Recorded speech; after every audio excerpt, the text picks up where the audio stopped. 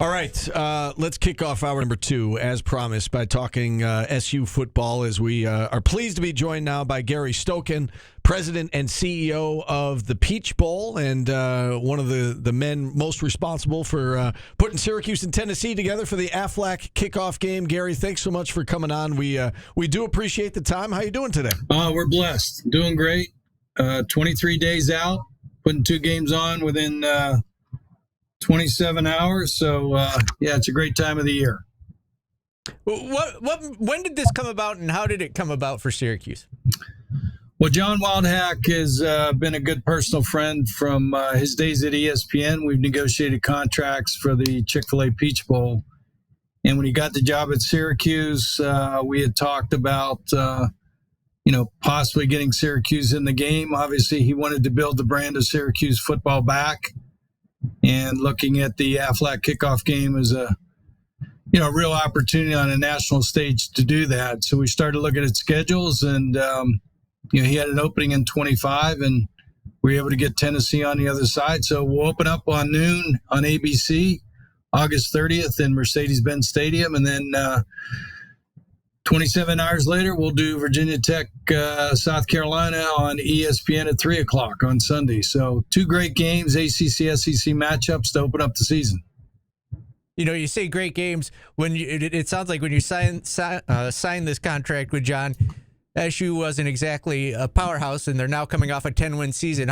You had to be licking your chops when you saw that after last year. Well, better lucky than good, right? I mean, all these games are like your kids. They all have their own reason for existing, and there's a story behind every one of them. And, what Fran Brown's done in year 1 has been phenomenal, and obviously he's looking to build off that and get Syracuse back on the national stage. This will certainly do it with a playoff team like Tennessee ranked in the top 20 and an SEC powerhouse team. Can you speak a little bit more to the matchup, Gary? And you've got a Tennessee squad that made it to the college football playoff last year, and an up and coming Syracuse squad that's got maybe we're a little biased here, but it feels like one of the up and coming coaches in America right now with Fran Brown, and he's brought a lot of excitement certainly here to Central New York. It feels like it's a good matchup of coaches. It's teams with 2 new quarterbacks, exciting styles of play. It seems like you got pretty much everything you would want in a matchup. Well, we're going to be the Orange Bowl before the Orange Bowl. I had fun with Steve Shaw of the NCAA officials. I told him that he had signed Tennessee and Syracuse. We're going to have both teams in orange. And he said, "Oh, no, you can't do that." And I said, "Well, they're different color oranges. You'll be fine." And he said, "No." He said, "Our officials won't be able to tell them apart." I said, "No, I'm just kidding. We'll have one in white, one in orange." So, but there'll be a lot of orange at Mercedes-Benz Stadium, certainly on August 30th. That's for sure. People up here are very particular about that.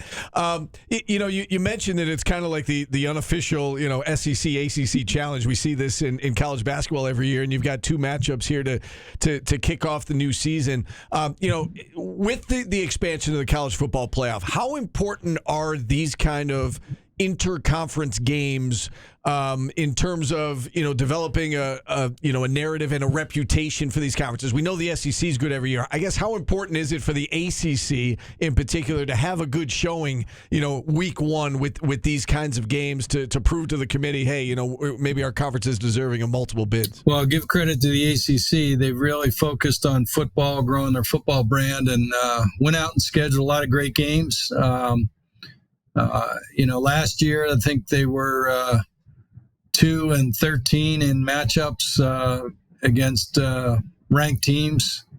So they've obviously, to build their brand, they got to schedule the games, but you got to win the games, whether it's in a game like this or a playoff game or a bowl game.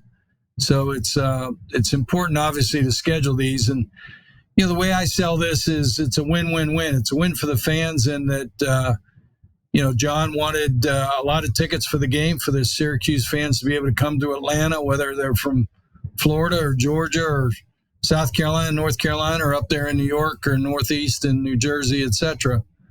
So the fans can come to Atlanta and have a great time over the weekend, Labor Day weekend, be able to get back and still be able to go to work on Tuesday, with Monday being off. The team wins because players want to compete on the highest level and the biggest stage, and they'll certainly get a chance to do that against Tennessee. The coach wins because, as Saban and Smart and Sweeney have all told me, and Beamer, a team improves most week 1 to week 2. And the reason that is they've got live film now against competition. And if the competition is against an all-conference type player or, a championship caliber team, you can coach your kids up individually by position as well as collectively as a team. And the off-season workouts go to a whole new level because kids know they're going to compete against, a nationally ranked team on a big stage. So the fans win, the players win, the coaches win, the school wins because we'll donate $50,000 in an endowed scholarship to Syracuse University. And if fans don't get a chance to come, they get a chance to watch the game on national TV versus a game that, maybe against a directional school that's a 50-0 slaughter game. And, no one goes to the game. The TV viewership's not very high. So as I like to sell it, it's a win-win-win for everybody. Yep, no doubt about it. And Paulie, allow me the plug. The game will air on ABC on noon on the 30th, so you can watch it here locally on News Channel 9. And, Gary, you bring up the ticket sales, and the John Wildhack wanted, a significant allotment of tickets for, fans down south, also fans up here in Syracuse. How are the ticket sales going to this point from what you understand? Well, we've sold out all of our tickets, so the only people with tickets are Tennessee and Syracuse. I know Tennessee is close to selling theirs out. I haven't heard from Syracuse, so we hope that Syracuse will use this as an opportunity to put them back on the stage by supporting Fran Brown and a great coaching staff and a great team that really is laying the foundation for the future of success there. So hopefully the Syracuse fans will get on a flight or drive in and be able to come down to the game. And along those lines, how important is it for the Syracuse fan base to show up for a game like this? You're involved in putting these kinds of games together, these marquee games to kick off a season. Is that something you factor in when you decide, what the matchups are going to be, how a certain fan base, travels and supports their team, not just in their own location, but on the road as well? Yeah, there's very few of these games. We've been doing it for 18 years. This will be our 18th year. So, it is important for us. But it's more important for support of the players and the coaching staff that's, going to come into Mercedes-Benz. And I know there's going to be a ton of Tennessee fans there.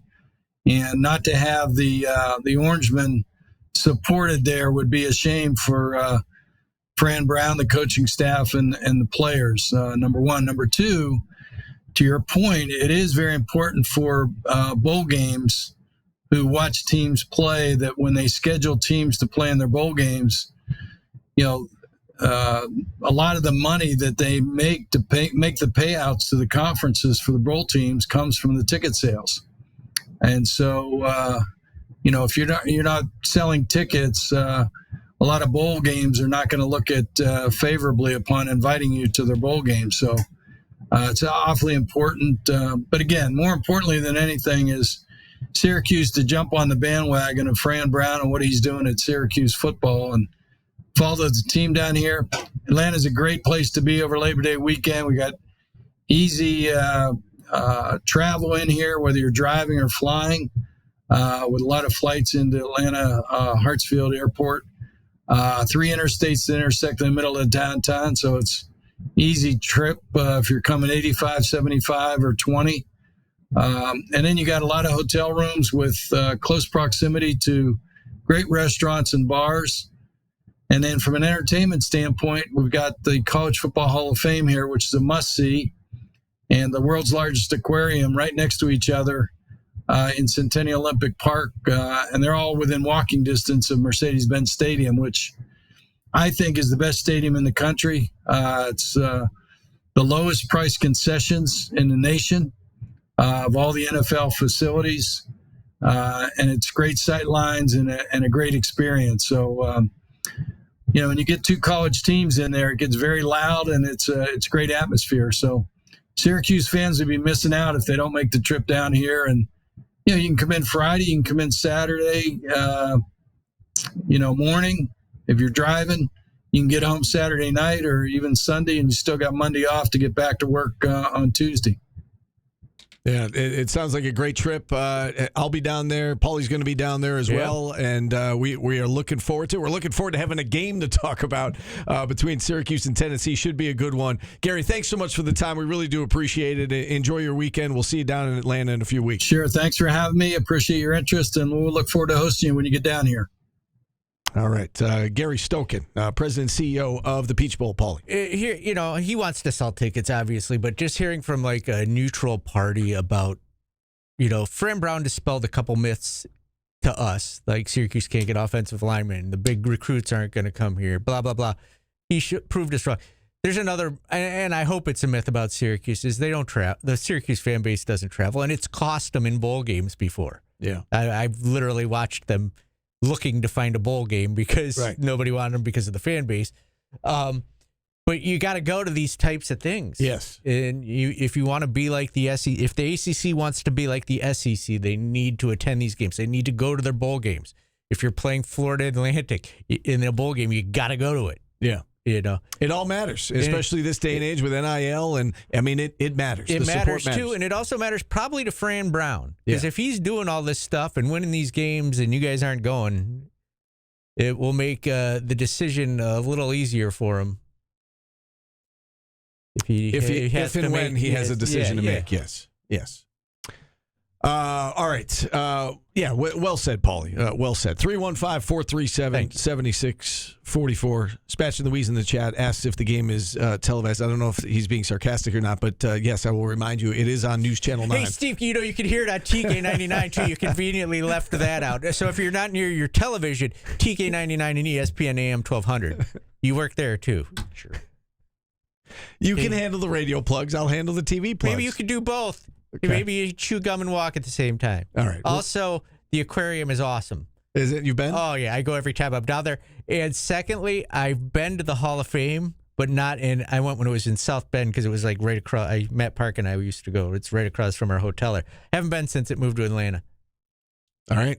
I need to check that out. Maybe we'll go. It'll be on our docket. You can be my +1 to the... on Thursday we should go when we have a little bit hang out, a little bit of downtime. All right, we'll take a time out here. We will full line's open the rest of it. I was going to say we'll wrap things up. No, we still have 45 minutes. I wish. We're not wrapping things up. We've got today's business on the other side. We're back after this on ESPN Radio.